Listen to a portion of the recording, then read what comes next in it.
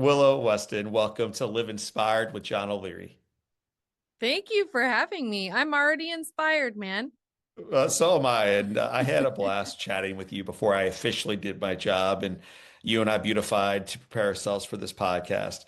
But for those today who are meeting you for the very first time, Mm. if you had to introduce yourself, what do you say?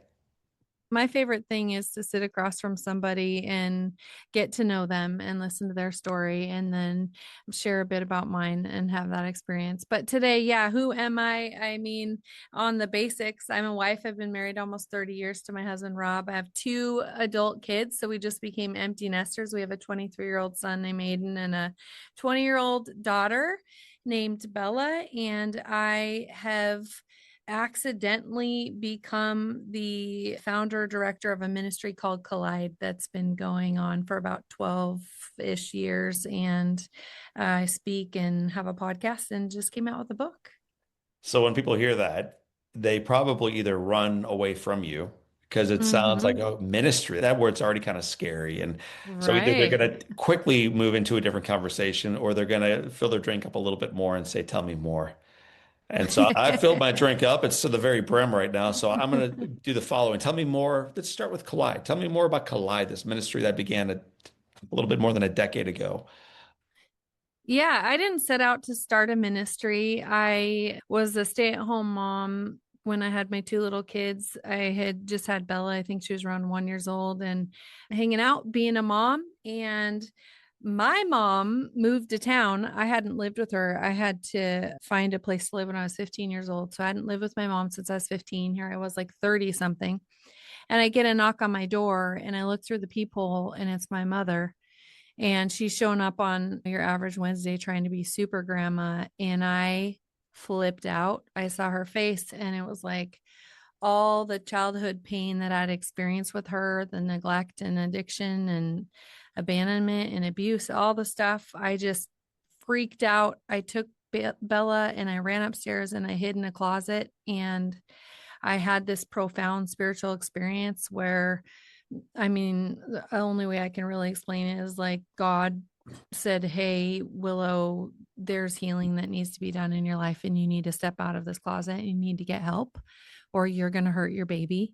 Hmm. And that led to finding me in a therapy office where the therapist was trying to give me advice. And I don't even remember much of what she said, but I had another spiritual experience in that room where I had this realization that I was born into wounds, that I collided with wounds. I collided with my mother's wounds, and she wounded me, and now I might wound Bella, and I need healing.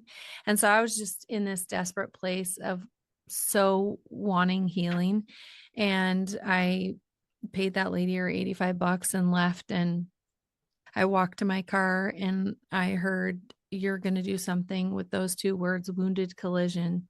And I wasn't looking to do anything because I felt a bit of a mess. And Yeah. the next week or two, a college girl asked me to mentor her. And I said, do you want to look at the life of Jesus running into wounded people and how he brings about healing in their lives? Because I need healing. If you want to do that, I can do that. Otherwise, I'm not in the best place right now in my life. And she was like, yeah. And so she showed up at my door and she had 25 friends. And who I spent years in my living room hanging out with those college age girls, and we started experiencing healing in places in our life that needed it most. And that just turned into this whole other thing that is now this ministry. But that's why I say it was an accident. I wasn't looking to start something. It's okay. I mean, to me, that's the best way to start a thing when you weren't expecting it. You weren't, Mm-hmm. you didn't feel prepared for it, but you were bold enough to say yes when the college girl said, hey, I need help, even if you didn't Yeah. feel like you were the one to give it. So I want to talk more about maybe why you felt you weren't the one to give it and ultimately why you've become the one to at least help provide it. So we're going to go back a little bit farther than this young mom trying to raise these kids and hang on for marriage and hang Mm-hmm. on for dear life. Go back a little bit farther. You talked about this growing up in a home that was not really safe. There was addiction, there Mm-hmm. was neglect, there was some abuse. What was your childhood like? Yeah.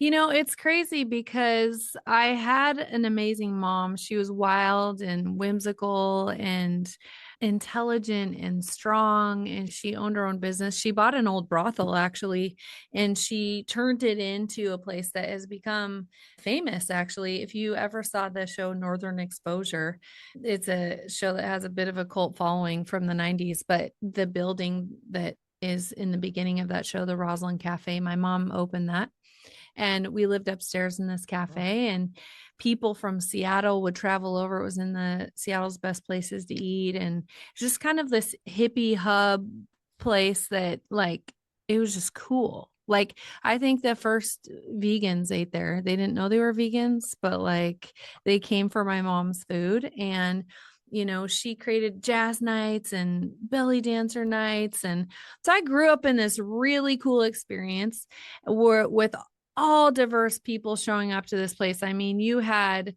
tree huggers eating with rednecks, and Democrats eating with Republicans, and old people with young people, and yuppies with hippies. And that was my living room.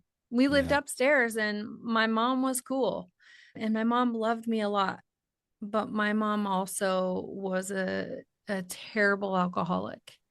And she would party sometimes for days at a time, sometimes 3 days at a time. The stuff that she'd drag into our house, the things I went through at night, the stuff with the men that she brought home. We experienced domestic violence and abandonment, and a lot of stuff where it was just expected that I wasn't supposed to talk about it. Yeah. I wasn't supposed to tell, and I didn't tell. But then things started happening. Like the school principal in 5th grade called me in, and I walk in there, and the counselor's in there, and they said, people are calling concerned about what's going on in your house, and you're going to have to start seeing a counselor every Friday, but don't tell home about the counselor, which is absolutely crazy because Yeah. now in today's day and age, a school would never do that. But at the time, that's kind of what happened. And I was made to go to this counselor, and I totally lied about home to the counselor. I kind of did us all the favor and was like, I know the things that are going on are okay, but I'm not going to tell you because I don't want to get my mom in trouble, and I don't want to lose my mom. And so I just had all of these experiences as a kid where I was just in survival mode. Yeah. I experienced trauma that no kid should experience, with my mom running into telephone poles and me having to clean her blood up, and her driving over cliffs and showing up to school events drunk and all the stuff. My dad was absent and kind of started showing up when I was about 8 years old on occasion, and I got to visit him a little bit, but he was preoccupied with his life. And so by the time I was 15, another family from across the state took me in, and I remember moving in with them, and I didn't unpack my boxes, and I didn't try to meet friends at this new school. And I thought, oh, I had heard when an alcoholic hits rock bottom, they'll stop drinking. And my mom just lost her only kid. So I'm sure she's going to stop drinking. And so I'm just going to be here just for a short period of time. Then I can go back to my friends and my family and my sports teams and all that, and my pets and my room and my town that I love. And my mom never stopped drinking. So by the time I hit college, I was a wreck and starting to mess with my own life and hurt other people. And that's when I really came to a place when I was around 21 years old, where I found myself in a hotel room one night, and I really just didn't want to be here anymore. And I remember calling out to the walls and just saying, like, I had never been in church, never heard about Jesus. I didn't know what the cross was about, but I just was like, God, if you are real, like if you're actually real, come and help me, because I need help. I need rescue. I'm not okay. And that kind of was sort of this turnaround moment for me, where I started to consider that there could be someone bigger than me. There could be a reason why I have the story I have. There could be a reason why I'm here. And I started to see that reason all over the place. Wow. We said a lot, and we could spend the next hour and a half unpacking any of it. And Yeah. Folks can learn more about your story, of course, by checking out your book, Collide. I'm curious though on two fronts. Number one is your mother, it seems like, was not only agnostic, but maybe actively sort of against faith. So Hmm. you were curious in that hotel room in your early 20s about like, if there is something out there, God, if you exist, how I need you. So I'm curious, where did that seeking even come from? Like, where did you even get an idea? Like, maybe there is something. Who knows? I'm curious about Hmm. that. And secondly, and then what happened? So you asked Hmm. this question from a position of complete isolation and desperation. Well, what happened Hmm. next? My parents were pretty educated and they both sort of mocked Christians and thought they were really narrow-minded. And I think that's still sort of what a lot of people think right now about Christians. And so I adopted that mindset and had no respect for Christians. In fact, in college I used to throw the Bibles back at the Gideons when they tried to hand them to me on campus.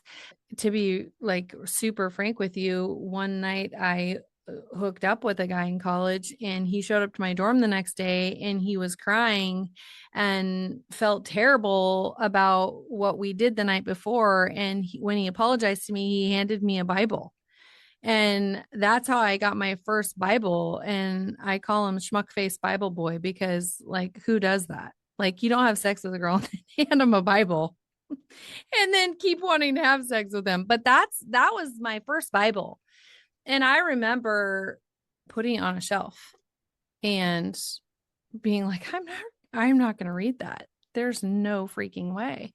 And then when I found myself a few years down the road so desperate, that hotel room truly was disparity.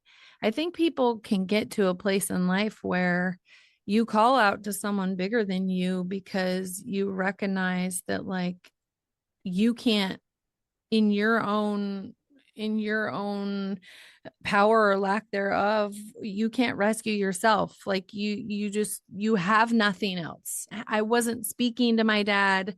My mom had moved to Hawaii. She was across the country and I hadn't lived with her since I was 15. I had no one else Yeah. and I was falling apart. And so that desperate cry for God is, I mean, obviously hard in the moment, but I look back and I don't know, I get kind of choked up thinking about it because I think it's something that we all need to get to, of this recognition that, like, there's someone bigger than us and he made us, and we're here for a reason. When we can get locked into our creator, that's when everything can shift for us. And so for me, there were so many things that happened, but soon after that, I needed a place to live in a quick hurry. And this woman named Cindy let me move into her basement apartment. And she told me I could move in, but I can't party and I can't have sex. And I thought, I've never heard of anything more archaic in my entire life. Like, this will be very temporary. I will be here for a month. And she just loved on me. She loved the heck out of me. She'd invite me up to have dinner with her family,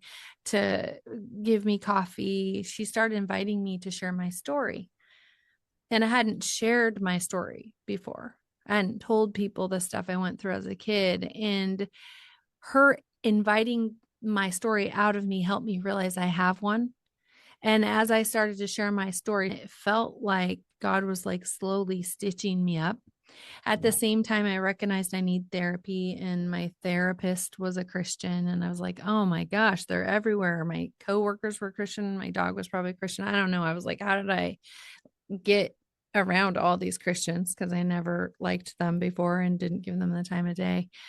But I think God was just around every corner trying to get a hold of my life. And then I had this moment with Cindy and some of her friends where, after 2 years of seeking him, and I had opened up that Bible that Muckface Bible Boy gave me, and I read, like, in the beginning, everything was so beautiful and we're supposed to enjoy it and it was wonderful.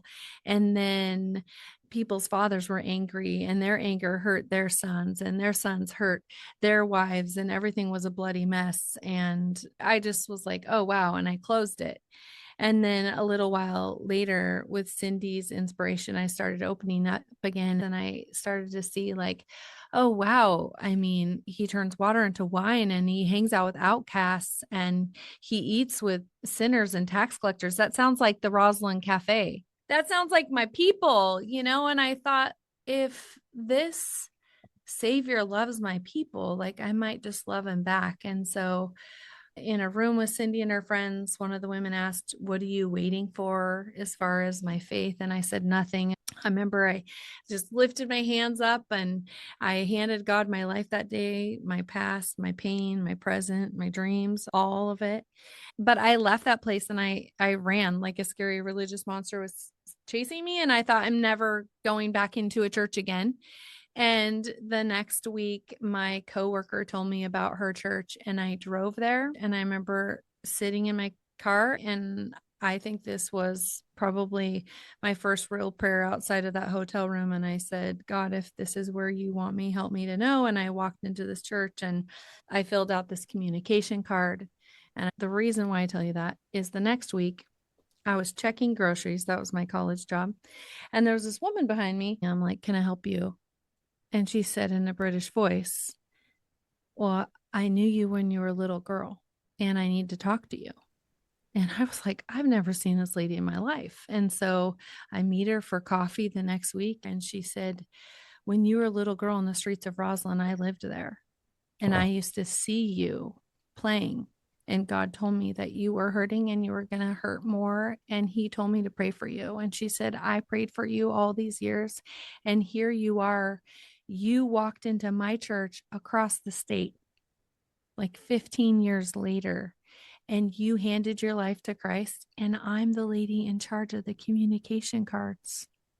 And she said, I saw your name and I thought, there can't be another one. This has to be her. And so she came finding me. And I just started bawling because my biggest hang up all growing up with the idea of a God is, well, where were you?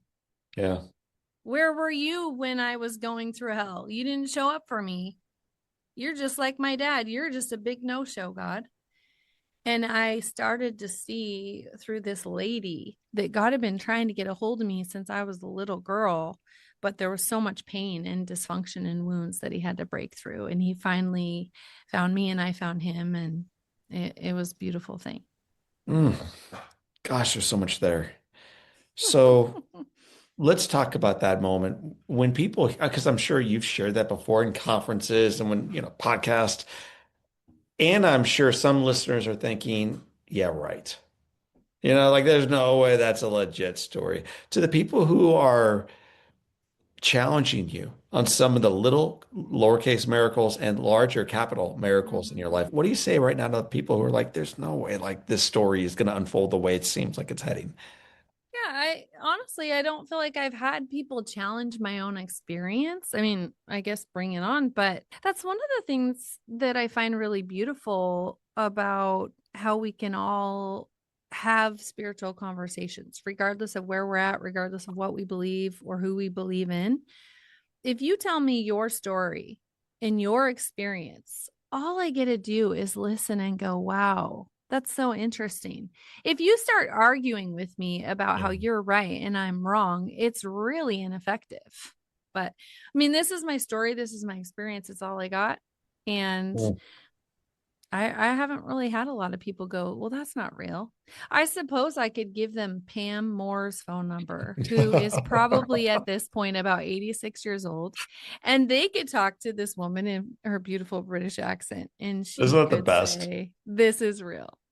That is the best. So speaking of Pam, what's the thing you think right now that women, because I know you speak and work a lot with women Mhm. directly, what are they longing for that they are not receiving right now in the world? What's that ache on their hearts that right now the world isn't filling for them? Yeah, well, I think a lot of women long to feel purposed. I think they want to feel like I was given this life and I'm here for a reason. And I think we have a strong sense of like really wanting to feel like we're doing great things, that we're a part of amazing things. And honestly, I think we feel that way because we're made to do amazing things. But what happens is that we get hurt in life and we start to question our contribution. We start to question what we're capable of. And so we do a lot of like, not me, like, oh no, I'm not cool enough. I don't have a cool enough story, or I don't have the right set of giftings, or I need to go out and get a new personality or new body or whatever. And I need to be like Jenny or Christy or Sally. And I think God's like, no, you don't need to be like any of these other people. I actually want to use your life to do amazing things and impact this world and make it a better place. And so instead of spending so much time saying, not me, not me, not me, I think God's like, yes, you, yes, you, yes, you know? I do know. And I'm curious, what do you think it is that keeps men and women from bringing all their hurt and all their pain to God? I feel like a lot of us endure the thing as a kid, as a young person, things that happened to us or things we did to others or ourselves, and then we bury it and move on. Why bury it? And what is the freedom found when you unearth it and hand it over to the author of life? I have a chapter in my book called Taught. And I say that because I think a huge issue with why we still have unresolved pain in our life that's coming out sideways and hurting our people that we love is because we were taught to avoid pain. Like, look what we do, dude. We put a band-aid on our kids and we're like, stop crying. And we expect them to stop crying. And they try to like, their lips are quivering. They're like, I have to stop crying because my parent just told me that I have a band-aid on my knee now, so it doesn't hurt anymore. Or we say, pray, you have God, you're good. And so we kind of put spiritual platitudes on it, like, hey, like you should be good if you're with God. Or we say, be strong. We're taught to sweep things under the rug. Like, oh no, like this is something we don't talk about. We just move on. And what I've found in my own life and with people I work with is that we don't actually move on. We move with our pain into next week, into next month, into the next decade, some people 40 decades later. And because we haven't experienced true healing, we've been taught to avoid pain, but that's actually the problem. And that's what the premise I make in our book is, in order to experience the healing you long for, you're going to have to actually do the thing you don't want to, and you're going to have to run towards your pain with God, and it'll be there that He will bring about the healing that you truly want in your life. But you can't keep avoiding it because it's not going anywhere. Right. But you've also acknowledged in the book that both we struggle for first bringing the hurt, but secondly, we Mm-hmm. also struggle believing that God will run toward us in that hurt. So Mm-hmm. help me and help us work through that. How do we rectify that when we don't want to bring the hurt forward and we don't believe that God is the type of God who wants to run toward us in the midst of it? Yeah, absolutely. Well, I think we have a broken view of God that needs healing because if you think about it, we have this idea that we sort of have to clean up our mess before we come to God. We have to get ourselves together. We have to deal with stuff before we can come to Him. But when I look at God and Jesus, I see a God who is on an absolute, like, he's on pain patrol, man. He is running out and chasing people down who are hurting. Like the guy is going and touching lepers that no one else will touch. He's stops for the woman who's hemorrhaging for 12 years, touching the guy with the shriveled hand. He goes and meets the woman at the well who's been with man after man after man. I mean, Jesus is literally showing us I not only can handle pain, I'm going out and I'm looking for it. I want to enter it. And when I enter your pain and we name pain, because you can't actually heal a pain you can't name. When we enter your pain and we become aware together of your brokenness and your hurt and your mess, it's there when I can enter it that I can bring about healing. That's the God I see. I mean, you talked about Jesus on a cross. I don't know why Christians think God can't handle our stuff when He literally has it wiped all over Himself on the cross. Wow. You, my friend, hid in a closet when a doting grandmother came over to bring a little cheer to your daughter. That's where you, at one point in your life, found yourself. Many of us inherit wounds that are generational.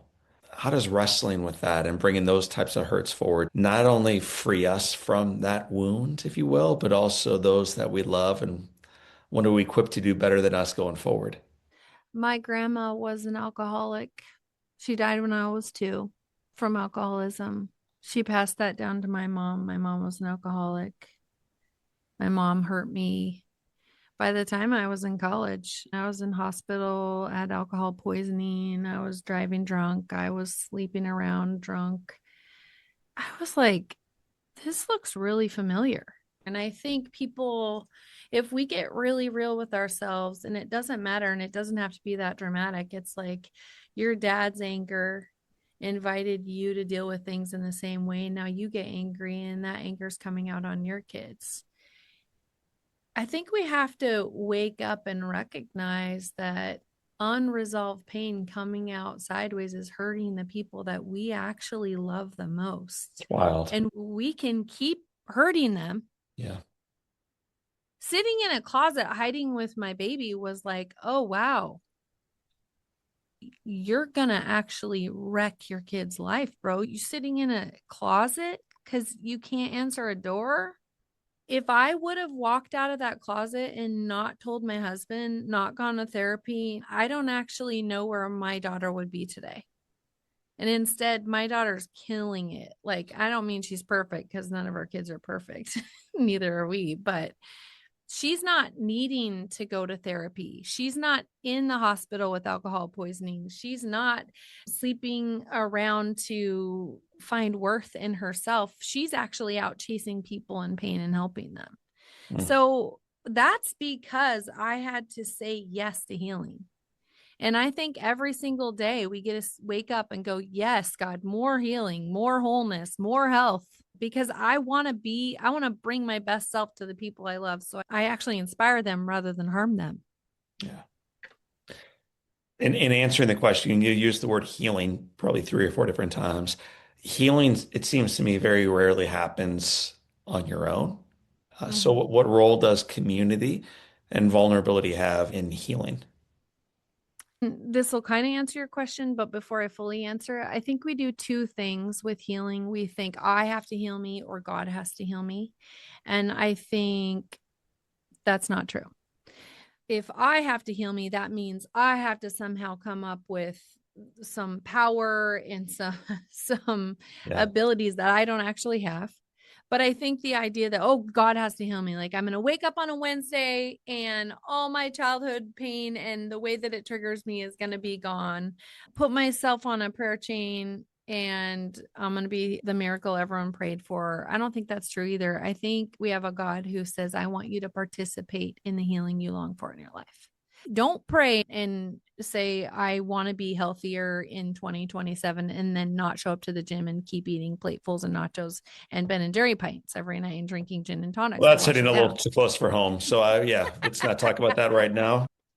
Yes, God can heal, but He wants us to want our healing as much as we want Him to want it, and community is part of wanting it. So if I want to be a better mom and I don't want to hurt my daughter with what hurt me, I can't heal myself. I know God wants to heal me, but God says move, participate. So that's why I go to therapy. Yeah. That's why I have mentors in my life. And that's why I have peers that I can be vulnerable and real with because I can't actually do it on my own. That's why I listen to podcasts. That's why I read books. That's why I read scripture because I can't actually heal myself, but I can participate in my own health. 11 years ago, I wrote a book called On Fire, and it's the story of getting burned. It's the story of recovery. It's a story of amputations and feeling less than and addicted and broke down and wasted. So, in going into the corners to do that right, you have to open up wounds that have been covered for a long time. And there was a night I remember specifically where my wife was out of town, maybe on a retreat, and it just was me. And I was just crying in bed, like, what the heck, man? Like, I haven't thought about this in years. Then Mm-hmm. years later, just a couple years ago now, we shot the film Soul on Fire. And there was a scene where they shoot at my mom and dad's actual house, the fire scene. And all these actors and 400 support staff, everybody's there just doing the job. For them, it's not very emotional. Just you're paid to say action and go to work, and a can of gasoline blows up, and oh, okay. But as I'm watching Mhm. this, it just broke me open, totally gutted me again. You in your work Collide very clearly went back to the well and pulled back some old wounds. You dug a lot more out of the closet than just you and your daughter. It had to be hard to look that closely in the mirror and to become that self-aware again. So for Mhm. you, as you went through that process of writing and ultimately sharing into a judgmental community, probably no one more judgmental than the one writing. I mean, we are so hard on ourselves. What was the hardest part of you for that process as you revisited the past? Mhm. Oh man, I mean, you get it. It was so like editing your trauma, right? Like I worked with an editor before I went to a publishing house. So like it's like, oh, and then I go to a publishing house and then I'm editing. It's like not only did I have to write about these hard, traumatizing things, but then we're literally critiquing like the periods and the commas and the hyphens and like the choice of words or how many words or the order of the trauma. I think that was a really exhausting period of time in my life. Like, I think it was like a few years period where I was like, oh, I'm just rehashing trauma every single day at work. Like, it probably can't be super good for you. But at the same time, there were so many things that the writing process pulled out of me that I needed to experience.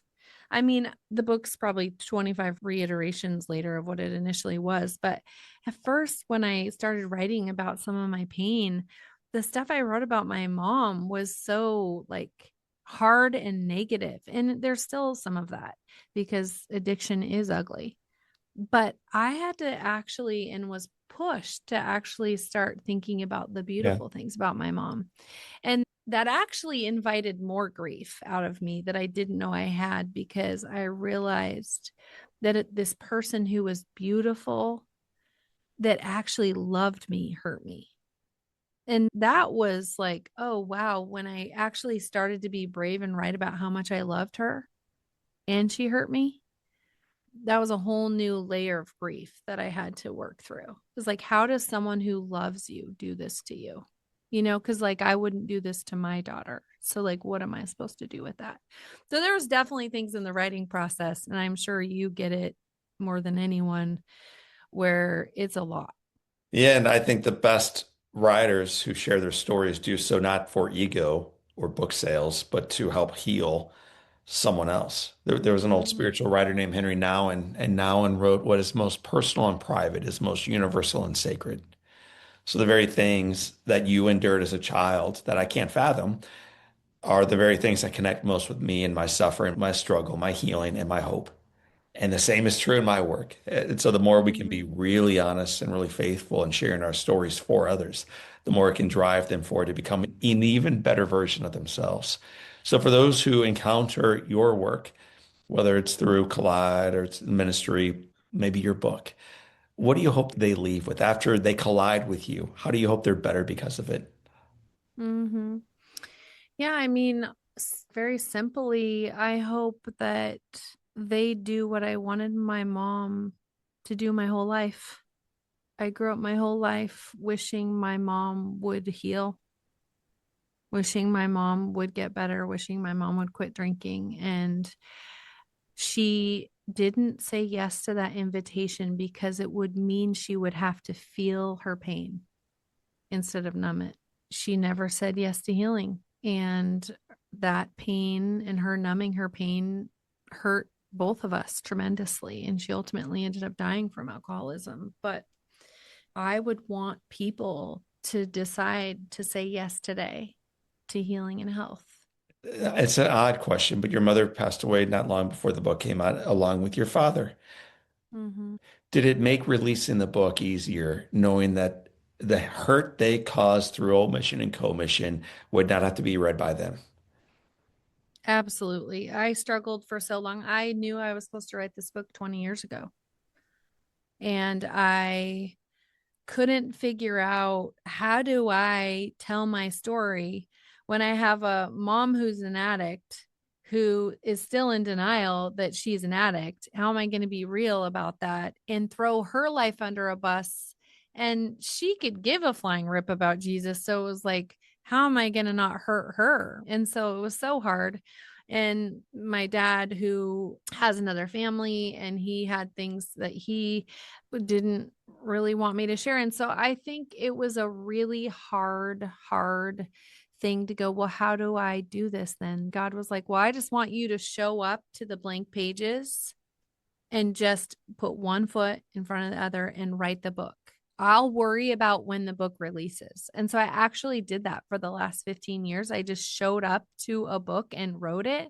And what was crazy is what the book would have been 20 years ago is not what the book is now, because I think God wanted me to live story before I told For it. I sure. think there were things that happened that I hadn't experienced yet. Like my mom's passing is in the book, but I didn't know that was going to happen. Meeting the stepdad who abused me just a couple years ago, I never saw that as a chapter in my story, and it became a chapter in my story. And so there was an element of like this dance in the timing of when this would release. But I think anything that we're made to do with our lives, any way we're made to inspire other people, some of it is just the faithfulness of showing up, putting one foot in front of the other, little by little, being faithful with little, and you'll be given more and more and more. And so that's kind of what happened, is that I just showed up to blank pages, and then it ended up eventually becoming a book that was released probably in the timing that ultimately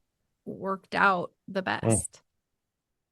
I mentioned to you on the front side of the conversation before recording that I had like 40 questions plus 10 quotes to run by you from you. And I'm like, we won't get through any of it because I'm just going to kind of follow your lead as we dance. So I have gotten through almost none of my planned questions, but the conversation's gone exactly where it was supposed to, I think. And of the 10 quotes, I'm just going to ask you about one because I think a lot of us are here now. Like we're not here. So here we go. This is a quote from you. You don't need to be fully ready to move forward. You just need to be willing. So for those of us who are stuck relationally, stuck financially, stuck spiritually, stuck in addiction, stuck in knowing that we can't have our lives used for good, help us understand what you mean with that quote. You don't need to be fully ready to move forward. You just need to Mhm. be willing. I mean, I think about this collision in the Bible where Jesus shows up to this guy who's been stuck for 38 years. I mean, that's almost 4 decades, man. And he hasn't moved. And he's waiting at this place where it was believed that when the waters stirred, the first person that got down to the waters would be healed. And so he's sitting there and he's complaining because other people get down there for the healing before he does, which of course, because he can't walk. And here he is, and he's still talking about this one thing he thinks is going to heal him. This one, like he's fixated on the one thing. I think we get fixated on like, oh, like if I just do the keto diet and lose 30 pounds, or if I just get an education, or if I just get a husband, or whatever it is, my life will be better. And this guy's no different. Yeah. We have to move. We have to do something that we haven't done before. We have to actually participate. And so if someone's stuck today, like instead of fixating on the one thing that you've been thinking is the thing that's going to make your life better, look to the healer, the one that's bigger than you. Mm. What is he telling you to do? What's one way you can move today? And then tomorrow, wake up and be like, what's one way I can move today? Like for someone, it could be like today, just take a shower. For someone else, it could be like today, do your freaking physical therapy exercises. For someone else, it's like call a therapist or confess to a friend. Your head space is not in a good place. What is one move you can make today? And then ask yourself the same thing tomorrow.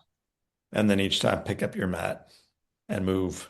Willow Mhm. Weston, author of Collide. We have 7 questions that tether all of our guests together. We're going to run through these right now. They're That's the cool. quick questions, quick answers. Let's roll. Number one, the most impactful book you've ever read. Oh, I'm going to be so cheesy right now and say the Bible.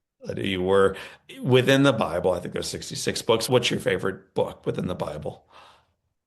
Ooh, I love John. I think I'm biased on that one, but I agree with you. What an audacious way to begin a book. In the beginning. That's a pretty gutsy way to start your little book. So, way to go, John. Mm. What's one positive characteristic or one trait that you possessed as a child that you wish you exhibited as brilliantly today? Trust in others. If your home caught fire and all living things are out and you have an opportunity of running in and grabbing one item, what's that one thing you would return with? Pictures? Probably my wedding photo album. I grabbed the 30-year-old wedding album. I think that's a good one to grab. If you could sit on a bench on a gorgeous day and have a long conversation with anyone living or deceased, who would you like to be next to? Can I say my family? Yeah. Definitely my husband and two kiddos. What's the best advice your two kiddos, your husband, or anyone else has ever given you? So the best advice you've ever received is, Honestly, I feel like who I am is a collection of all the people I've run into and all the experiences and wisdom I've received from all of those people. So I don't have one that stands out, but grateful for all of it. that's perfect. So the final question, my friend, is this. It has been said that all great people can have their lives summed up in one sentence. Willow Weston, what's your one sentence? What's the one sentence you'd like to be remembered by? I use my one life to point people to the only one who can heal us all. Willow Weston, friend, wife, mother, daughter, healer, missionary. I want to thank you for using your one life to point others toward ultimately who can heal them and heal us all. It's been a great book. It's been a great journey, and I've enjoyed getting to know you on this podcast. John, thank you so much for having me. And thank you for all that you do and all the ways you inspire us. My friends, that is the story and the testimony of my friend. Now yours. Her name is Willow Weston. My name is John O'Leary. Today is our day. What a gift. Live with your soul on fire.